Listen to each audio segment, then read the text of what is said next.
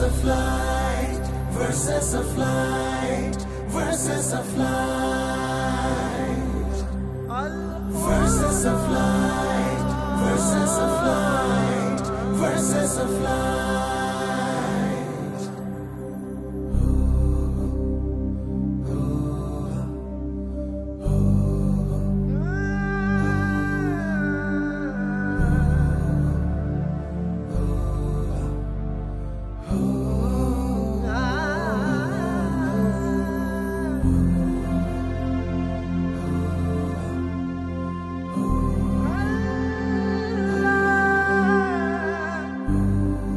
আসসালামু আলাইকুম রহমতুল্লাহি ওয়া বারাকাতুহু। আত্মসংযমী শিক্ষা অর্জন এবং মহান আল্লাহ তাআলার প্রতি গভীর আনুগত্য প্রকাশের সময় মাহে রমাদান।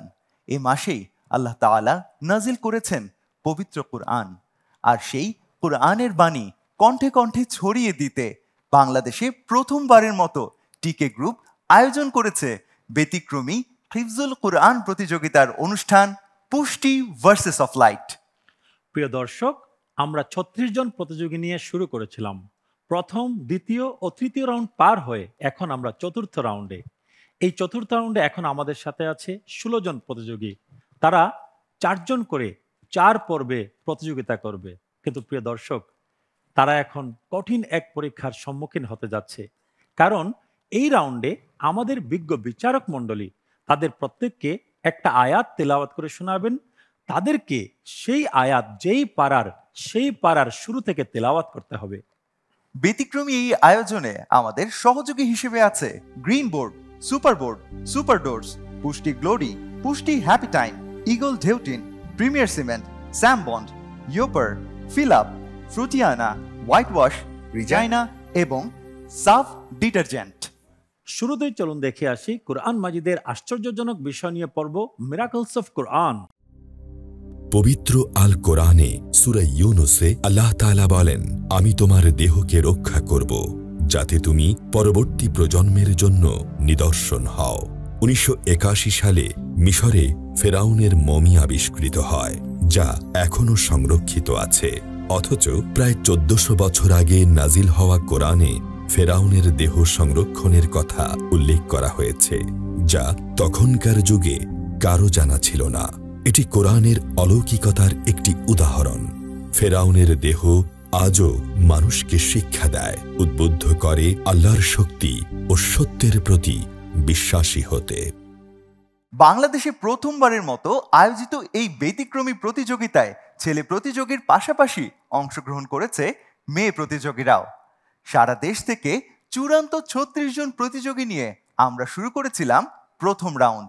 বিজ্ঞ বিচারকদের রেজাল্টের ভিত্তিতে দ্বিতীয় রাউন্ডের জন্য চূড়ান্ত হয় ২৪ জন প্রতিযোগী। দ্বিতীয় রাউন্ডের কঠিন পরীক্ষার পর আমাদের ৪ জন প্রতিযোগীকে বিদায় বলতে হয়েছে। কোয়ালিফাই করা বাকি ২০ জন প্রতিযোগী নিয়ে আমরা করেছিলাম তৃতীয় রাউন্ড। তৃতীয় রাউন্ডে কোয়ালিফাই করে ২০ জন প্রতিযোগী, তবে এই রাউন্ডে তাদের পড়তে হয় এক কঠিন পরীক্ষার মুখোমুখি। এই রাউন্ডে ১৬ জন প্রতিযোগী নিজেদের যোগ্যতা প্রমাণ করে উঠে এসেছে চতুর্থ রাউন্ডে। আর এই রাউন্ডে তাদের তেলাওয়াত মূল্যায়নের জন্য আমাদের সাথে রয়েছেন আন্তর্জাতিক খ্যাতিসম্পন্ন বিচারক মণ্ডলী। প্রধান বিচারক হিসেবে আমাদের মাঝে আছেন ইন্টারন্যাশনাল কোরআন রিসাইটেশন অ্যাসোসিয়েশন ইকরা এর প্রেসিডেন্ট এবং institute of Quranic science and phonetics এর প্রধান কারি শায়েখ আহমদ বিন ইউসুফ আল আজহারি। আসসালামু আলাইকুম ওয়া রাহমাতুল্লাহি ওয়া বারাকাতুহু। আরও আছেন জর্ডান সরকারি শরিয়া ও কোরআন শিক্ষা বোর্ডের প্রধান ডক্টর হাতিম সোহাইমাত। আসসালামু আলাইকুম ওয়া রাহমাতুল্লাহি ওয়া বারাকাতুহু। বিচারক হিসেবে আরও আছেন দারুল কারার গাজীপুর মসজিদের সম্মানিত খতিব হাফেজ মাওলানা আব্দুল কাদের রহমানী। আসসালামু আলাইকুম ওয়া রাহমাতুল্লাহ। এবং বিশেষ অতিথি হিসেবে আছেন হাদিস ফাউন্ডেশন এডুকেশন বোর্ডের চেয়ারম্যান ডক্টর আহমদ আব্দুল্লাহ সাকিব। আসসালামু আলাইকুম ওয়া রাহমাতুল্লাহ। পুষ্টি ভার্সেস অফ লাইট প্রতিযোগিতার প্রথম বিজয়ী পাচ্ছে নগদ ৫ লক্ষ টাকা, দ্বিতীয় বিজয়ী পাচ্ছে নগদ ৩ লক্ষ টাকা, আর তৃতীয় বিজয়ী পাচ্ছে নগদ ২ লক্ষ টাকা। বিজয়ীদের জন্য আরও থাকছে আন্তর্জাতিক বিশ্ববিদ্যালয়ে সম্পূর্ণ স্কলারশিপে পড়াশোনা সহ ওমরা পালনের সুযোগ।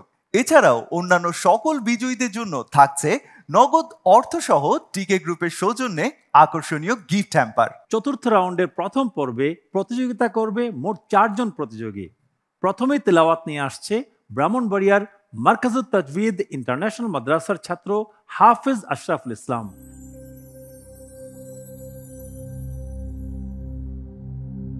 আসসালামু আলাইকুম ওয়া রাহমাতুল্লাহি ওয়া বারাকাতুহু।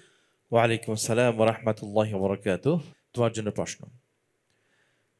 আউযু বিল্লাহি মিনাশ শাইতানির রাজীম। বিসমিল্লাহির রহমানির রহিম। যালিকুম ওয়া আন্নাল্লাহা মুহিনু কাইদিল কাফিরিন।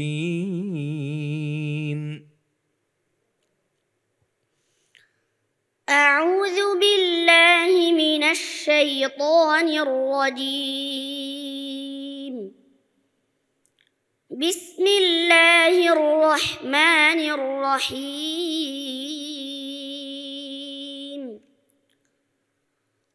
قال الملأ الذين استكبروا من قومه لنخرجنك يا شعيب والذين آمنوا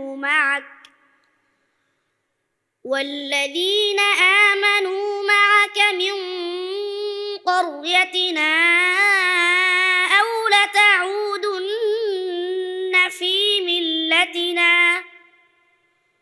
قال أولو كنا كارهين.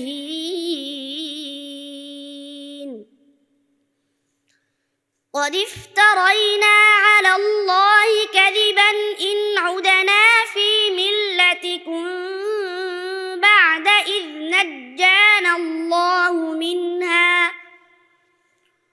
وما يكون لنا أن نعود فيها إلا أن يشاء الله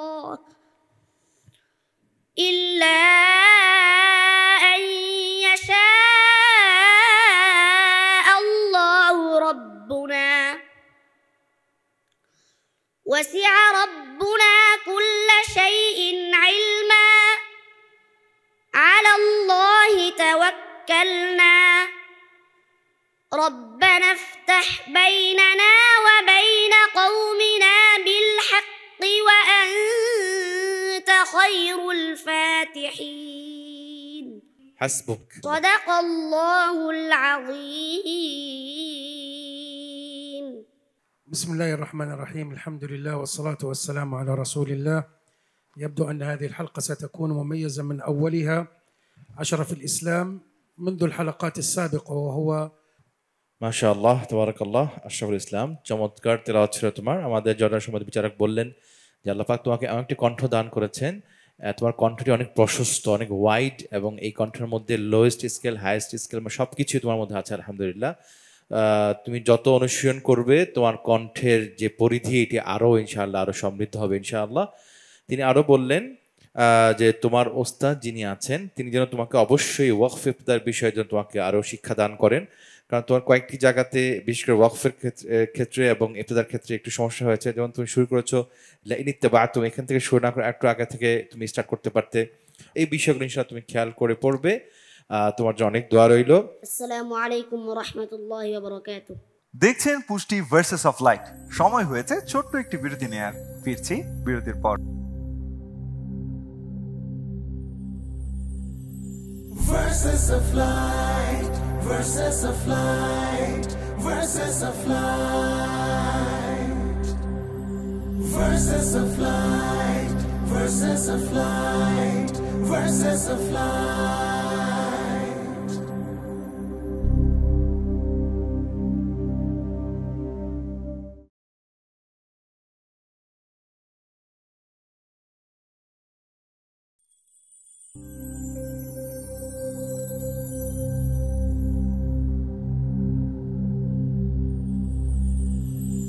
Verses of light, verses of light, verses of light, verses of light, verses of light, verses of light.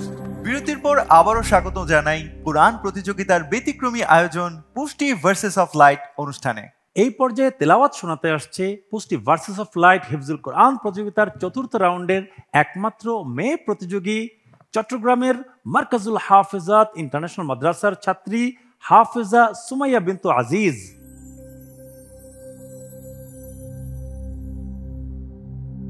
السلام عليكم ورحمة الله وبركاته. وعليكم السلام ورحمة الله وبركاته. مرحبا سمية، اقرأي من بداية الجزء الذي جاء فيه قول الله تعالى: أعوذ بالله من الشيطان الرجيم ولقد آتينا داود وسليمان علما وقال الحمد لله الذي فضلنا على كثير من عباده المؤمنين. أعوذ بالله من الشيطان الرجيم. بسم الله الرحمن الرحيم. وقال الذين لا يرجون لقاءنا لولا أنزل علينا الملائكة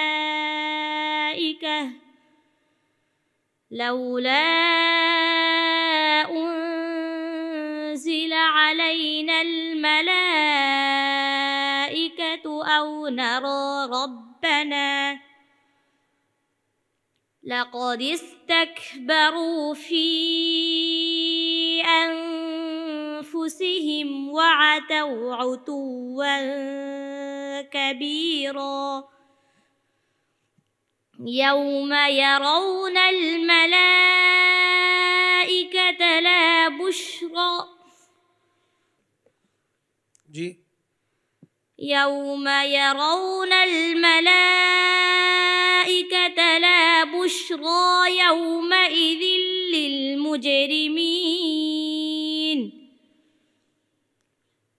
يومئذ للمجرمين ويقولون حجرا محجورا.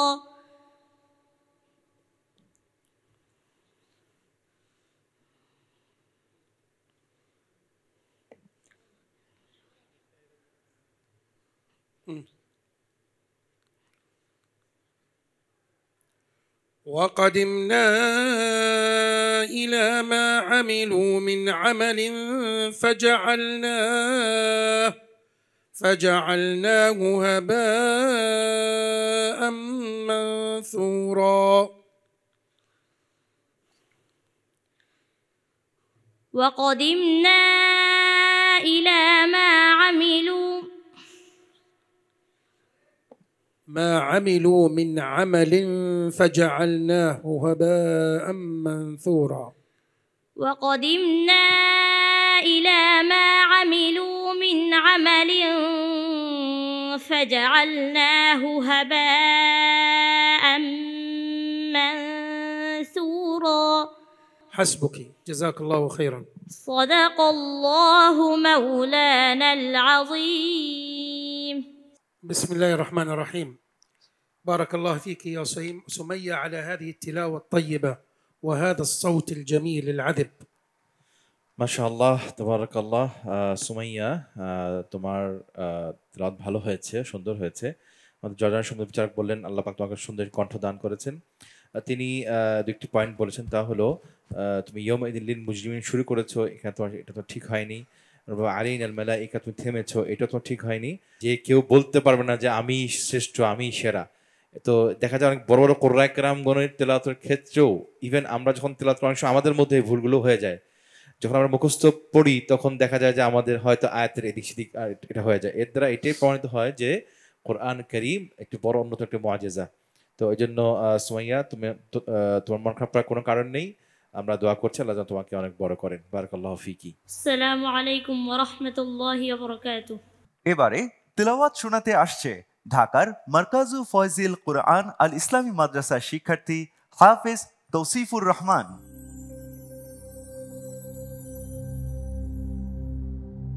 السلام عليكم ورحمة الله وبركاته. وعليكم السلام ورحمة الله وبركاته. তোমার জন্য প্রশ্ন। أعوذ بالله من الشيطان الرجيم. بسم الله الرحمن الرحيم. ليجزي الله الصادقين بصدقهم. أعوذ بالله من الشيطان الرجيم.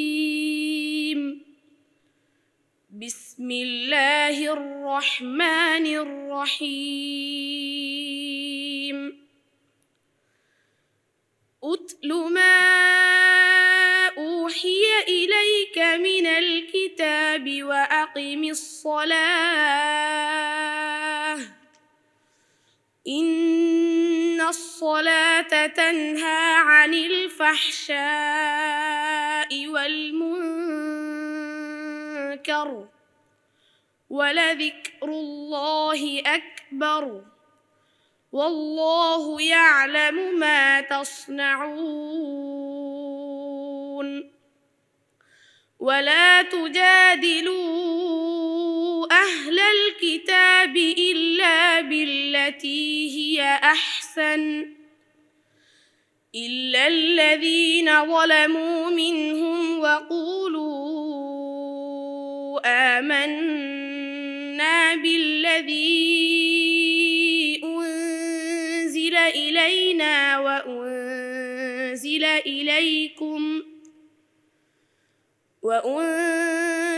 إليكم وإلهنا وإلهكم واحد ونحن له مسلمون. وكذلك أنزلنا إليك الكتاب فالذين آتيناهم الكتاب يؤمنون به ومن هؤلاء من يؤمن به وما يجحد بآياتنا إلا الكافرون. حسبك. صدق الله العظيم. তৌসিফুর রহমান, তোমার তালাবাত অত্যন্ত সুন্দর হয়েছে, আমরা শুনে মুগ্ধ হলাম। এবং তৌসিফুর রহমান, তোমার জন্য দোয়া রইল, এগিয়ে যাও। বারাকাল্লাহ ফি। তাবারাকাল্লাহ। তৌসিফুর রহমান, অত্যন্ত সুরিত কণ্ঠে তোমাদেরকে তেলাওয়াত শুনিয়েছ। তোমার কণ্ঠের মধ্যে একটা অন্যরকম একটা মাধুর্যতা রয়েছে মাশাআল্লাহ। তবে কিছু নোটস রয়েছে, আমি বলছি। ওয়াল মুনকার এবং কুনতা, এখানে যে ইখফাগুলো এসছে কিছুটা অতিরিক্ত হয়েছে, এগুলো যদি একটু স্পষ্ট করলে আরো সুন্দর লাগতো। অনেক দোয়া রইল, অনেক দূরে গিয়ে যাও। প্রিয় দর্শক, অনুষ্ঠানের এই পর্যায়ে থাকছে প্রফেসর ডক্টর চৌধুরী মাহমুদ হাসান স্যারের গবেষণায় কোরআন ও বিজ্ঞান বিষয়ক গবেষণামূলক পর্ব কোরআন অ্যান্ড সায়েন্স। বিসমিল্লাহির রহমানির রহিম। আজকে আরেকটি আয়াত পড়ছি, যেটা সূরা ইয়াসিন। আমরা প্রায় সবাই সূরা ইয়াসিন পড়ি, অত্যন্ত একটি গুরুত্বপূর্ণ সূরা। কোরআন শরীফের প্রত্যেকটা সূরাই, প্রত্যেকটা ভার্সেই গুরুত্বপূর্ণ। কিছুর মধ্যে শিক্ষা বেশি থাকে, সেজন্য আমরা এটা গুরুত্বপূর্ণ বেশি করি। কিছু থেকে শিক্ষা বেশি গ্রহণ করতে পারি, সেই সেন্সে আমরা কোরআনের প্রত্যেকটি ভার্সেই অত্যন্ত গুরুত্বপূর্ণ। আল্লাহ তাআলা আমাদের কাছে অবতীর্ণ করেছেন। কোনোটার বিভিন্ন ঐতিহাসিক প্রেক্ষাপট আমাদের শিক্ষা দিয়েছেন।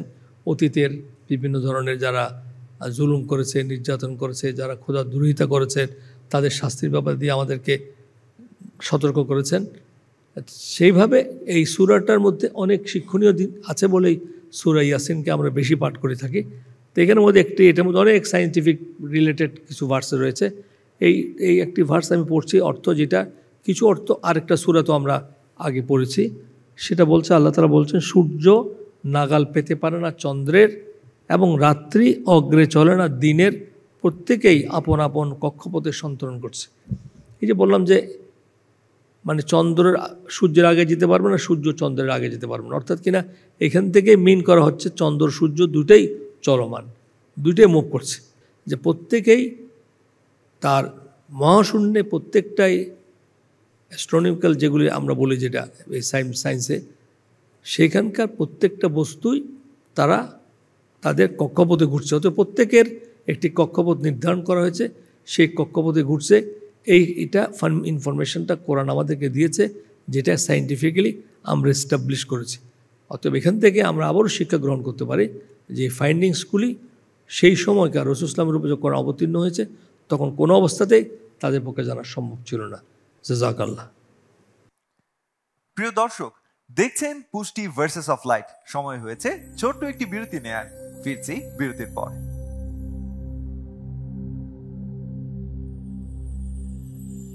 Verses of light, verses of light, verses of light, verses of light, verses of light, verses of light.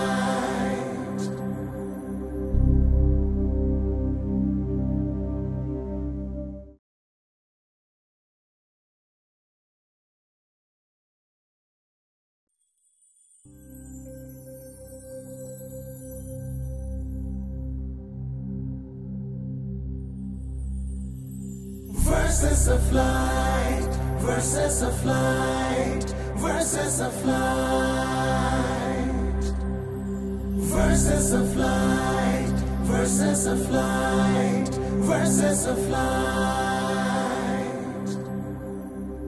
বিরতির পর আবারও স্বাগত জানাই কোরআন প্রতিযোগিতার ব্যতিক্রমী আয়োজন পুষ্টি ভার্সেস অফ লাইট অনুষ্ঠানে। দর্শক, আমরা একে একে 3 জন প্রতিযোগীর তেলাওয়াত শুনে নিলাম। এখন আসছে আজকের পর্বের সর্বশেষ প্রতিযোগী, যশোর জেলা থেকে আগত তানজিমুল উম্মাহ হিফজ মাদ্রাসার ছাত্র হাফেজ মোহাম্মদ মুশফিকুর রহমান।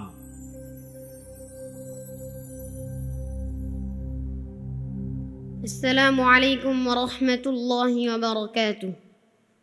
ওয়ালাইকুম আসসালাম ওয়া রাহমাতুল্লাহি ওয়া বারাকাতুহু। মুশফিকুর রহমান, তুমি নিশ্চয়ই ইতিমধ্যে জেনেছো আমাদের আজকের এই পর্বের নিয়ম।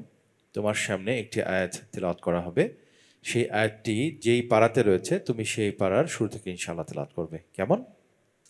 প্রস্তুত? জি। ওকে, তোমার জন্য প্রশ্ন। আউযু বিল্লাহি মিনাশ শাইতানির রাজীম। বিসমিল্লাহির রহমানির রহিম। يا قوم لكم الملك اليوم ظاهرين في الأرض فمن ينصرنا من بأس الله إن جاءنا. أعوذ بالله من الشيطان الرجيم. بسم الله الرحمن الرحيم.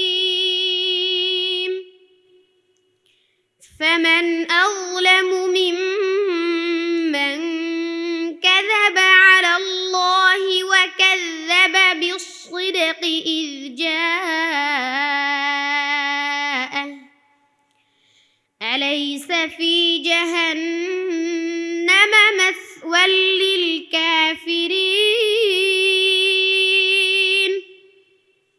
والذي جاء بالصدق وصدق به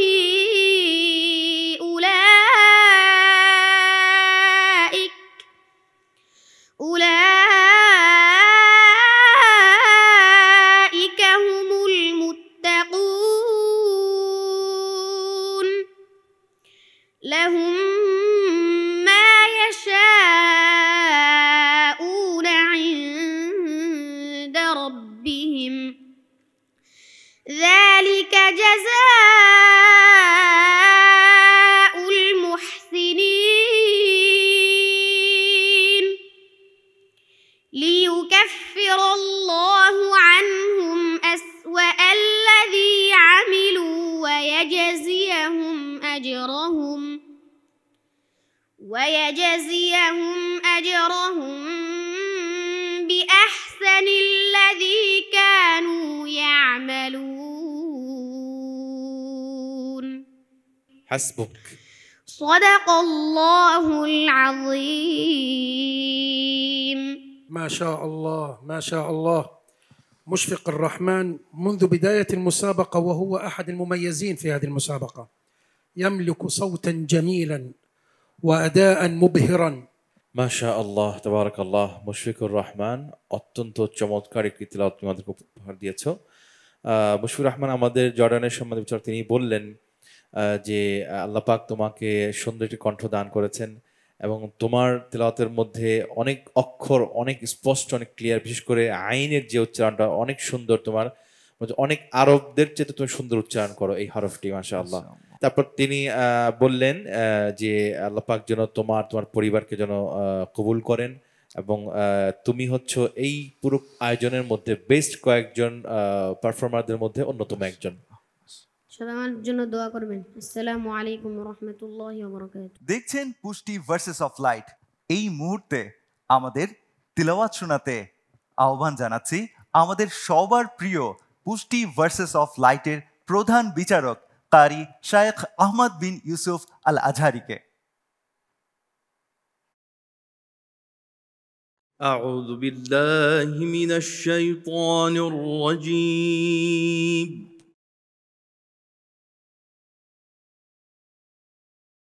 بسم الله الرحمن الرحيم.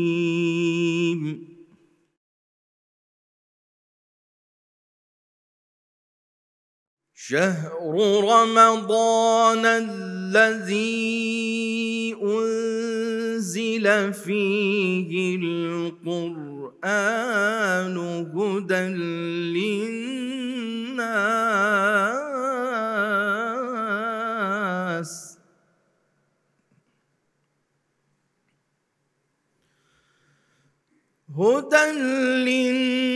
للناس وبينات من الهدى والفرقان.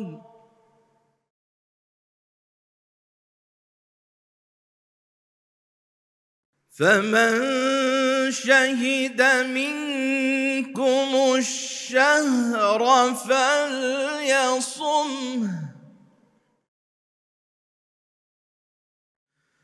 ومن كان مريضا أو على سفر فعدة من أيام أخر.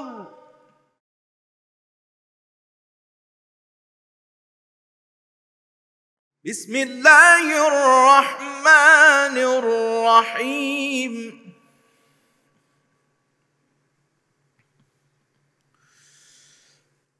شهر رمضان الذي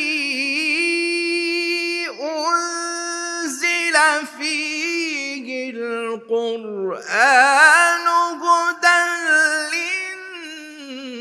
للناس وبينات من الهدى والفرقان.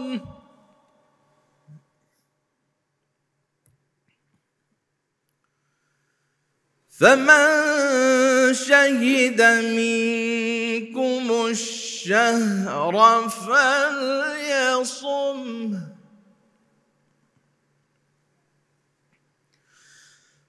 ومن كان مريضا أو على سفر فعدة من أيام أخر.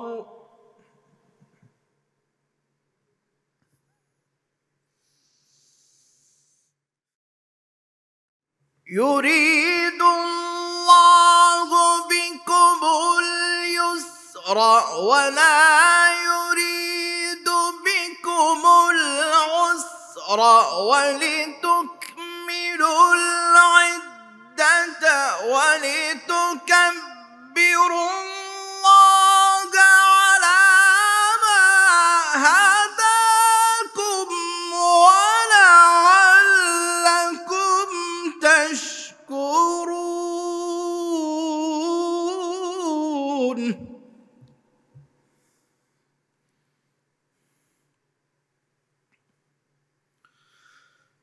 يريد الله بكم اليسر ولا يريد بكم العسر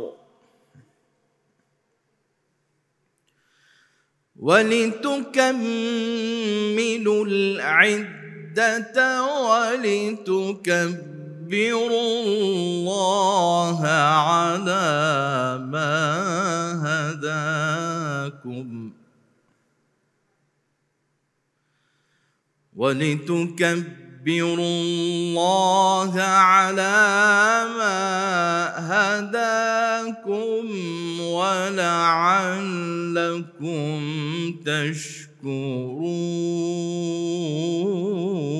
تشكرون.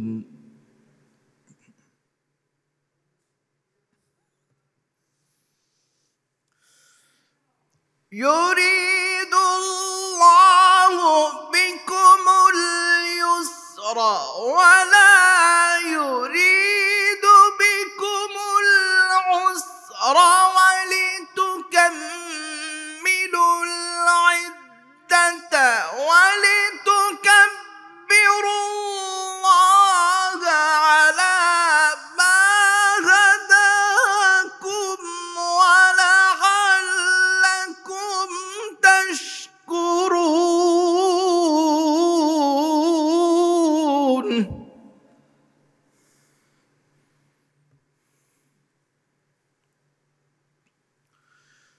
وإذا سألك عبادي عني فإني قريب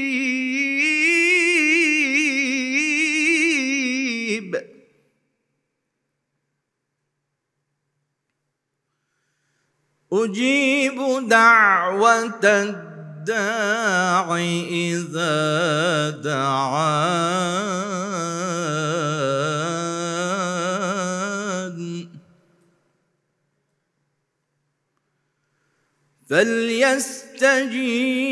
فليستجيبوا لي وليؤمنوا بي لعلهم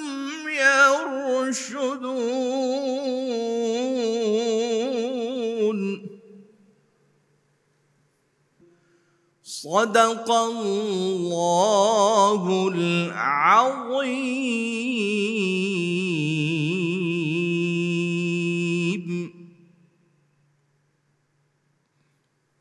প্রিয় দর্শক, আজকের প্রতিযোগিতার 4 জন প্রতিযোগীর তিলাওয়াত আমরা শুনে নিয়েছি, আর এবার তাদের রেজাল্ট তৈরি হচ্ছে। রেজাল্টের পরেই আমরা জানতে পারবো কোন প্রতিযোগী আজকের এই পর্ব থেকে বিদায় জানাতে হচ্ছে আর কোন 3 জন চলে যাবে পরবর্তী রাউন্ডে।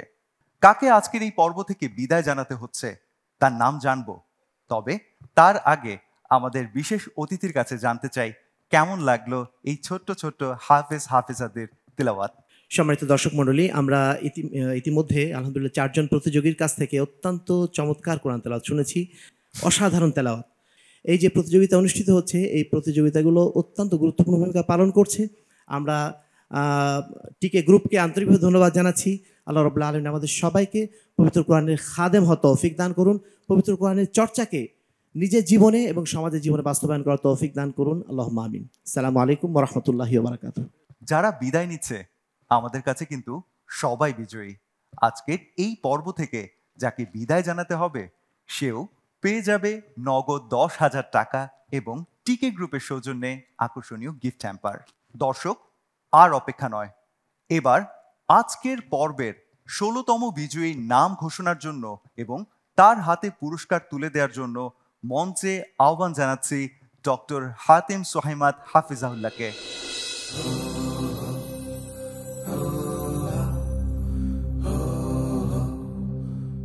بسم الله الرحمن الرحيم الحمد لله والصلاة والسلام على سيد الأولين والآخرين سيدنا وحبيبنا محمد وعلى آله وصحبه أجمعين. هي الحافظة سمية بنت عزيز. সুমাইয়া বিনতে আজিজ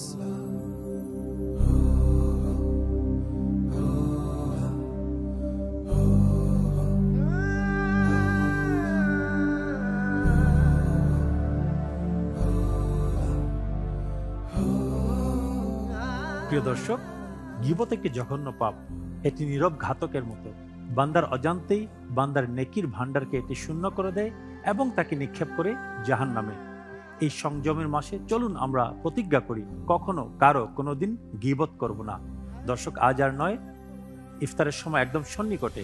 ইনশাআল্লাহ আগামীকাল আবারও দেখা হবে ব্যতিক্রমী কোরআন পাঠের আয়োজন পুষ্টি ভার্সেস অফ লাইট হিফজুল কোরআন প্রতিযোগিতায়। আসসালামু আলাইকুম ওয়া রাহমাতুল্লাহি ওয়া বারাকাতুহু।